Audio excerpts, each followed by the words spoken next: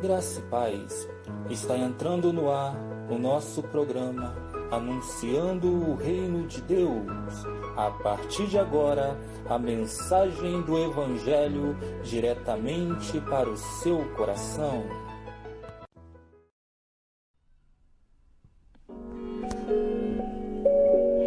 Eu saúdo os amados irmãos com a gloriosa paz de nosso Senhor e Salvador Jesus Cristo.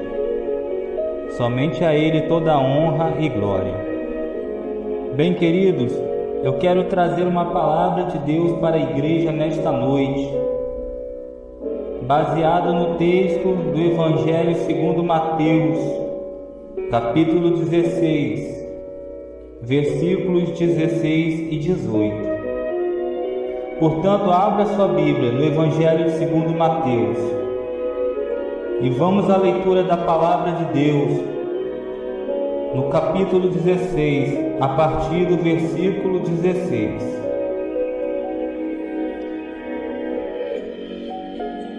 Assim diz a palavra do Senhor. E Simão Pedro respondendo disse: Tu és o Cristo, o Filho do Deus vivo. E Jesus fala no verso 18: Pois também eu te digo que tu és Pedro, e sob esta pedra edificarei a minha igreja, e as portas do inferno não prevalecerão contra ela. Amados, eu quero iniciar esta mensagem dizendo para os irmãos que quando eu leio esse texto que expõe esse diálogo entre Jesus e o apóstolo Pedro, na companhia dos seus discípulos, é como se eu pudesse me transportar para aquele dia e lugar onde aconteceu aquela conversa.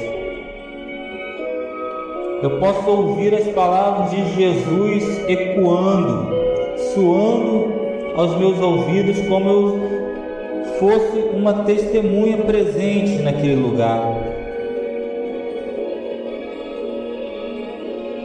E eu ouço Jesus dizendo: edificarei a minha igreja. E confesso aos irmãos que esta frase de Jesus me faz refletir muito acerca da história da igreja. Eu fico me perguntando, e eu creio que muitas pessoas já fizeram esta mesma pergunta: como a igreja tem se mantido de pé passados mais de 2000 anos?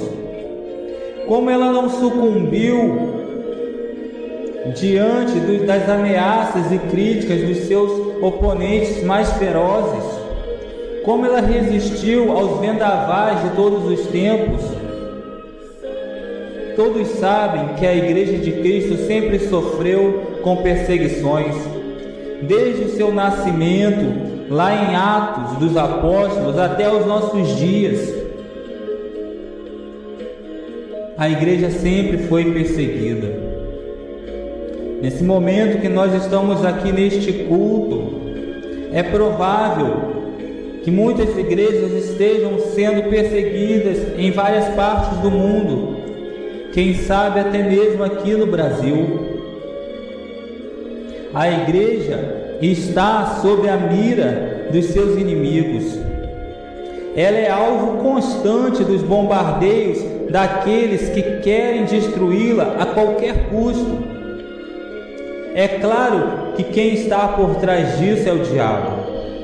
Efésios 6:12 diz que a nossa luta não é contra a carne, nem contra o sangue, e sim contra os principados e potestades, e contra as hostes espirituais da maldade que se encontram nas regiões celestiais.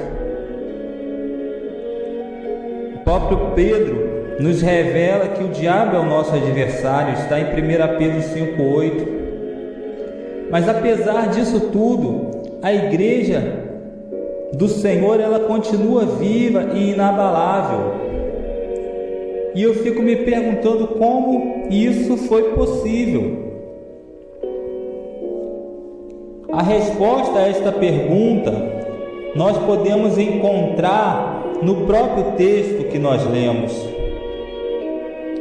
Dizem que não devemos responder uma pergunta com outra pergunta, mas é exatamente isso que eu vou fazer, pois são perguntas chaves e necessárias para responder à questão da igreja, o porquê de ela permanecer de pé, o porquê de ela permanecer alicerçada durante tantos séculos. A primeira pergunta que eu quero fazer, baseado nesse texto, é: quem edificou a igreja? Vamos analisar a frase de Jesus: edificarei a minha igreja. Você pode notar que existe um pronome pessoal, eu, oculto nesta frase. Eu edificarei, indicando a pessoa do discurso ou ação. E nesse caso, o eu se refere a quem?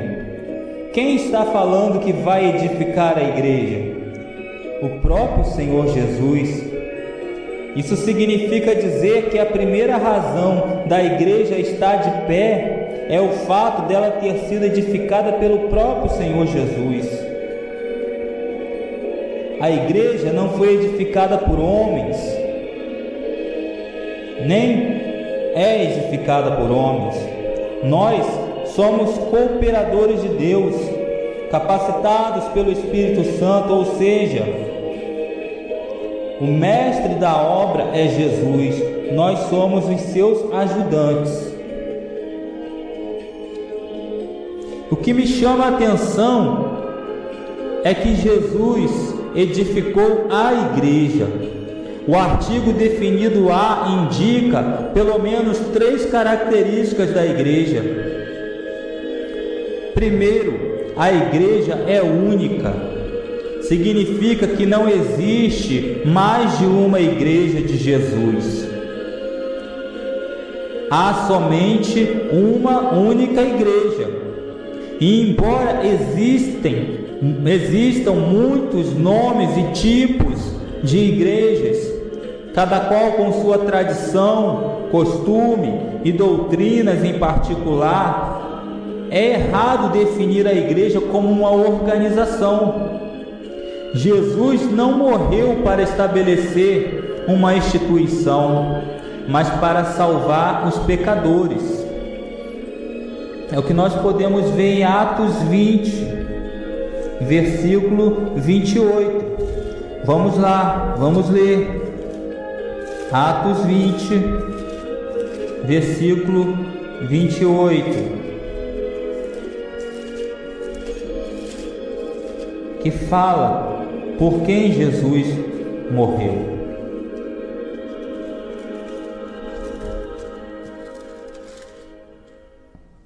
Veja só o que diz: olhai por vós e por todo o rebanho sobre quem o Espírito Santo vos constituiu bispos, para apacentardes a igreja de Deus, que ele resgatou com seu próprio sangue.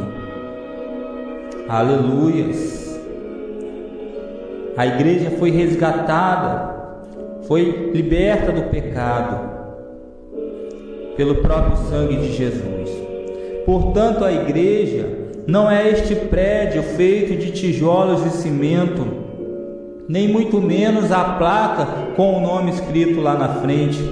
A igreja, ela é um organismo vivo, ela é um corpo com membros vivos.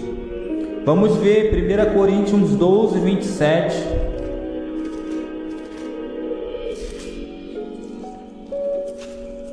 Nós vamos ver que a igreja ela é um corpo vivo.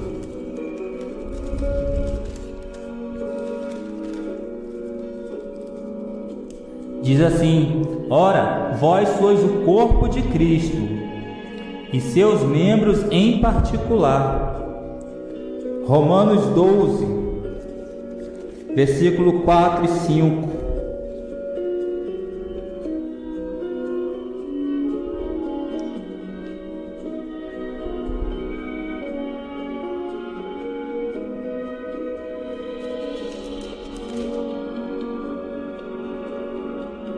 Romanos 12, versículo 4. Porque assim como em um corpo temos muitos membros, e nem todos os membros têm a mesma operação, assim nós que somos muitos, somos um só corpo em Cristo, mas individualmente somos membros uns dos outros. E este corpo tem como cabeça o próprio Cristo. Efésios 5, 23.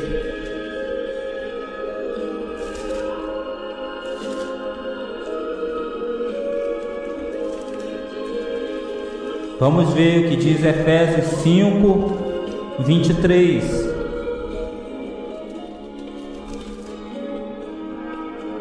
Diz assim: porque o marido é o cabeça da mulher, como também Cristo é a cabeça da igreja, sendo Ele próprio o Salvador do corpo.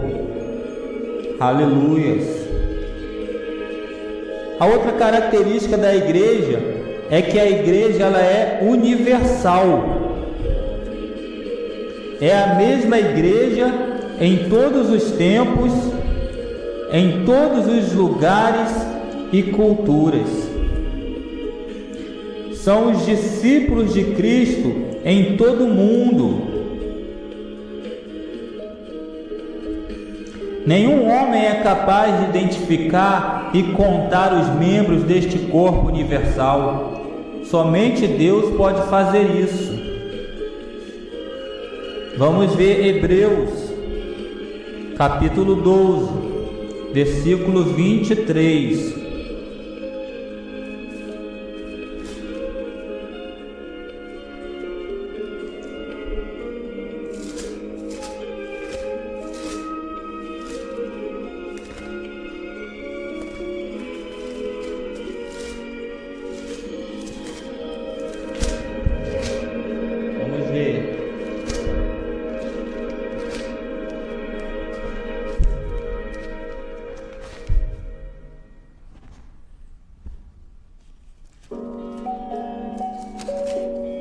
Diz assim a palavra do Senhor: a universal Assembleia e Igreja dos primogênitos, que estão escritos nos céus, e a Deus o juiz de todos, e aos espíritos dos justos aperfeiçoados.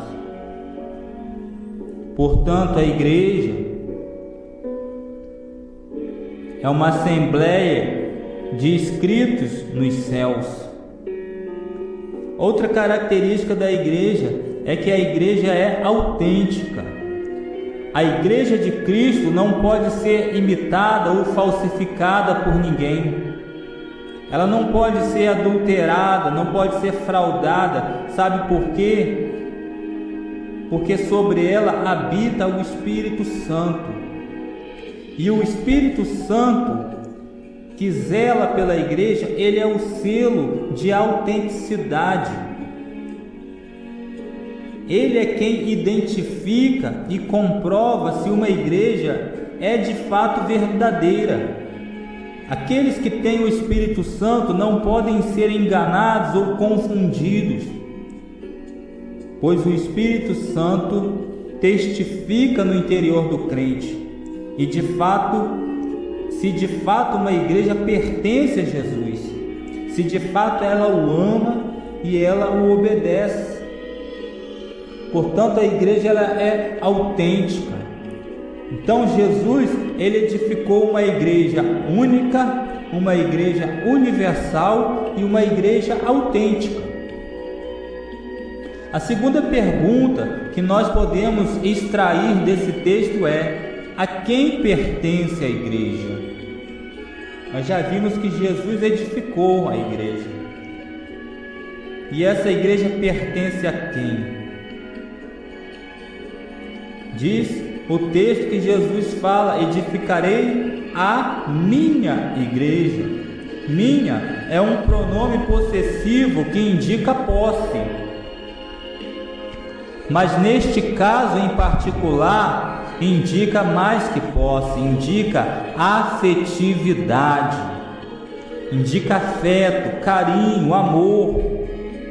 Quando eu digo que a Isabela é minha filha, eu não quero dizer que ela é minha posse, que ela me pertence somente.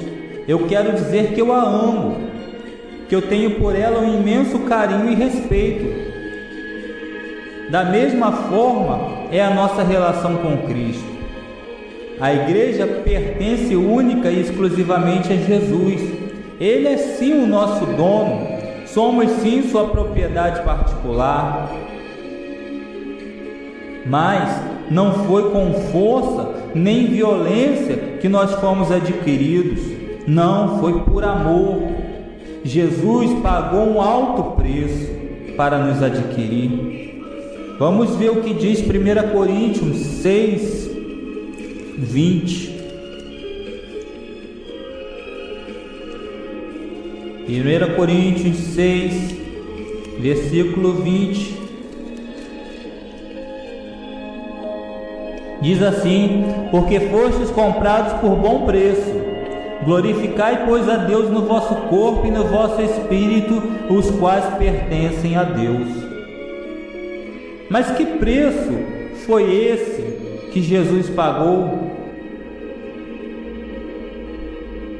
Eu te respondo: o preço foi preço de sangue, ou seja, Jesus pagou com a própria vida para que hoje nós pertencêssemos somente a Ele. Vamos ver 1 Pedro 1,19.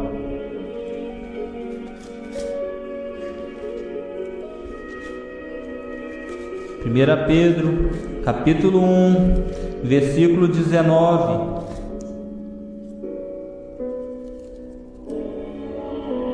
Diz assim: sabendo que não foi com coisas corruptíveis como prata ou ouro que foste resgatados da vossa vã maneira de viver, que por tradição recebeste dos vossos pais, mas com o precioso sangue de Cristo, como de um cordeiro imaculado e incontaminado. Nós lemos a partir do verso 18 e o 19. Fomos resgatados através do precioso sangue de Cristo. A outra pergunta que nós temos que fazer é sobre o que, ou melhor, sobre quem a igreja está edificada. Que pedra é esta da qual Jesus está falando? Sobre esta pedra edificarei a minha igreja. Que pedra é esta da qual Jesus está mencionando? A resposta está na própria confissão de Pedro: tu és o Cristo, o Filho do Deus vivo. Isso quer dizer que Pedro não é, como muitos interpretaram, a pedra, e sim, Jesus é a pedra. O Cristo é a pedra. O próprio Jesus diz isso em Mateus 21, 42.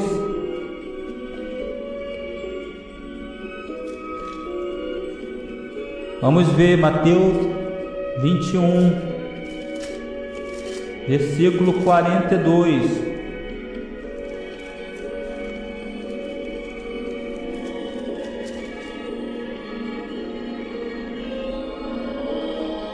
Diz assim: disse Jesus: nunca leste nas Escrituras, a pedra que os edificadores rejeitaram, essa foi posta por cabeça do ângulo. Pelo Senhor foi feito isso, e é maravilhoso aos nossos olhos. E o próprio Pedro confirma o que Jesus disse. Atos 14, 11.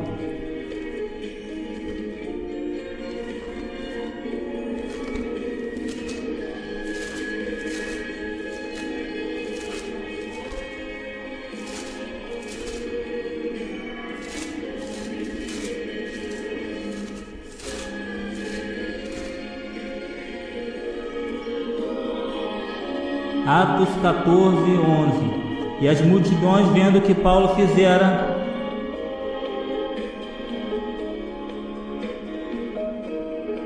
Atos 4, 11, perdão. Vamos lá para Atos 4, 11.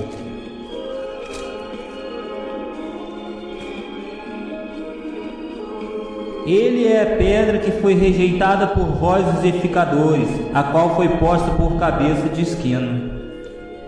Portanto, a razão da igreja estar firme e de pé é o próprio Senhor Jesus. Foi Ele quem edificou a igreja pertence somente a Ele e a igreja está edificada somente sobre Ele. Ele é a nossa rocha inabalável, a rocha da nossa salvação.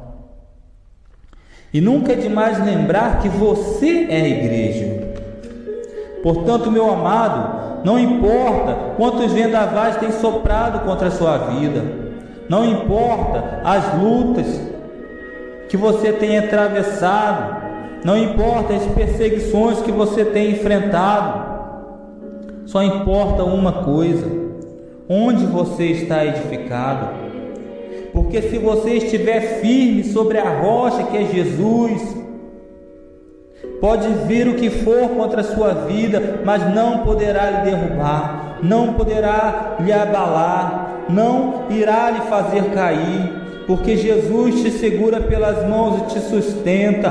Portanto, não temas, fique firme em Jesus, Ele é a rocha inabalável. Jesus edificou uma igreja inabalável. Qual é o significado da igreja? A palavra igreja significa literalmente chamado para fora. Refere-se a um grupo de pessoas chamadas para saírem do pecado no mundo e servirem ao Senhor. Significa que nós morremos para o pecado e agora vivemos para Deus. Mas viver para Deus requer compromisso. Viver para Deus requer renúncia. Viver para Deus requer ter um relacionamento com Ele. E eu quero citar 5 princípios fundamentais para quem deseja viver para Deus.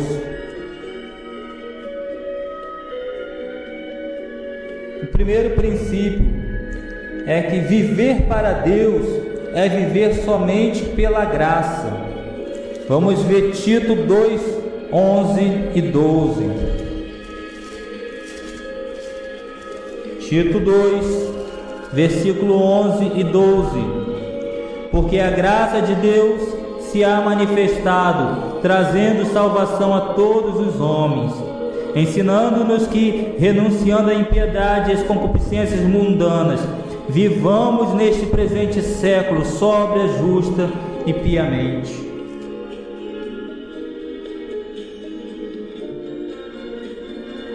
A graça de Deus nos salvou. Somos salvos somente pela graça. A palavra graça quer dizer favor imerecido. Ou seja, não temos nenhum mérito diante de Deus para obter a salvação. Não temos nenhuma participação. Não há nada que nós façamos que nos dê direito, que faça com que mereçamos a salvação de Deus. A salvação do começo ao fim é um dom de Deus. A palavra dom significa presente. Ou seja, significa que a salvação ela é um presente de um Deus bondoso, de um Deus misericordioso, de um Deus amoroso que nos ama. Ninguém pode chegar diante de Deus, bater no peito e dizer: olha para mim, veja o que eu fiz. Deus não é devedor de ninguém, nem mesmo em matéria de salvação. Vamos ler Efésios, capítulo 2. Efésios 2, 8. Vejamos o que a palavra diz a respeito da graça de Deus. Efésios 2. Porque pela graça sois salvos por meio da fé. Isso não vem de vós, é dom de Deus. Não vem das obras para que ninguém se glorie. Essa é a diferença da religião para o cristianismo. Na religião, fazer obras é uma obrigação. Eu tenho que fazer se eu quiser ser salvo. Para o cristão, fazer obras é algo espontâneo. É fruto de um novo coração, de alguém que nasceu de novo. Eu faço não para ser salvo, eu faço porque eu sou salvo. Porque a graça de Deus entrou na minha vida, me transformou, mudou a minha vida, me fez uma nova criatura. E agora, espontaneamente, eu faço obras para Deus. O segundo princípio é viver para Deus, é viver somente pela fé. Vamos ver Romanos 1,17. Diz assim: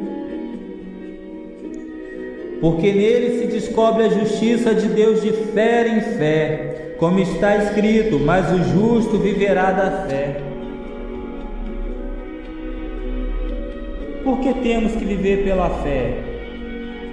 Porque somente pela fé em Jesus somos justificados diante de Deus. O que é justificação?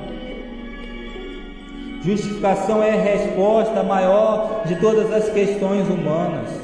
Como homem pode ser aceito diante de Deus, na presença de Deus. A justificação é o que nos torna aceitáveis diante de Deus. Você está pensando que Deus te aceita porque você faz tudo certinho, porque você é bonzinho, porque você vai à igreja todos os dias, ou porque você faz algo para Deus? Nada disso. É Deus que te justifica. A justificação significa declarar justo. É um ato de Deus que em sua graça declara justo o pecador e o livra da condenação. Mas você pode se perguntar: por que Deus faz isso? Não seria uma mentira da parte de Deus declarar os pecadores como justos? Vamos supor que um ladrão entrasse na sua casa e roubasse todos os seus bens, e a polícia conseguisse prendê-lo, e esse ladrão fosse a julgamento. Mas ao invés de condená-lo, o juiz inocentasse o ladrão, mandasse soltá-lo. Você ficaria chateado com toda a razão. Você ficaria decepcionado, ficaria com raiva. Seria uma injustiça. E não é isso que Deus faz conosco? Ele nos perdoa mesmo sendo pecadores. Não é uma injustiça que Deus comete? Não. Sabe por quê? Porque Deus se baseia na justiça de seu Filho. Ou seja, Jesus já pagou o preço pelos nossos pecados. E ao morrer na cruz em nosso lugar, Ele cumpriu a exigência da lei de Deus. Por isso, quando Deus olha para nós, Ele vê a justiça de seu Filho atribuída em nós. É como se você tivesse uma conta no banco e essa conta estivesse no vermelho, o seu saldo fosse negativo, você está devendo um dinheiro muito alto ao banco, e se você não pagar, o banco vai vir, vai tomar a sua casa, vai tomar o seu carro, e você ainda vai ser preso, porque a justiça irá te condenar. E um dia você vai ao banco na tentativa de renegociar a sua dívida, pedir um prazo maior, pedir um número maior de parcelas. Mas ao chegar para conversar com o gerente, você recebe uma notícia que te surpreende. O gerente se vira, olha para você e diz: olha, alguém transferiu uma quantia muito alta para a sua conta. Você não tem mais nenhuma dívida com o banco, porque a sua dívida alguém já cobriu. E mais, o seu saldo agora é positivo. Você não precisa mais se preocupar com dinheiro. O que você tem garante o seu futuro. Se você recebesse uma notícia dessas, você ficaria feliz? Claro, com certeza. Você gostaria que alguém fizesse isso por você? E se eu te dissesse que Jesus já fez isso por você? Aleluia! Se eu te dissesse que a sua conta estava vermelha para com Deus por causa dos nossos pecados, e por causa disso você estava prestes a ser condenado ao inferno, mas Jesus se propôs a pagar a conta. Jesus assumiu os nossos pecados. Além disso, além de assumir a nossa dívida, de pagar os nossos pecados, Ele ainda transferiu a sua justiça para nós. Por isso, quando Deus olha para você, Deus não vê você, Deus vê a justiça de seu Filho em você.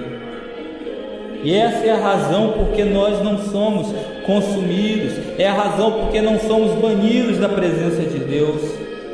Jesus, Ele nos justifica. Ele é justo e justificador daqueles que têm fé nele.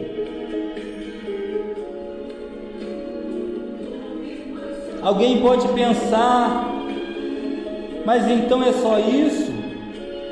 Jesus nos justifica e está tudo certo? O crente não precisa passar por nenhuma experiência de transformação na vida moral e espiritual? É claro que o crente precisa. São processos na vida do cristão.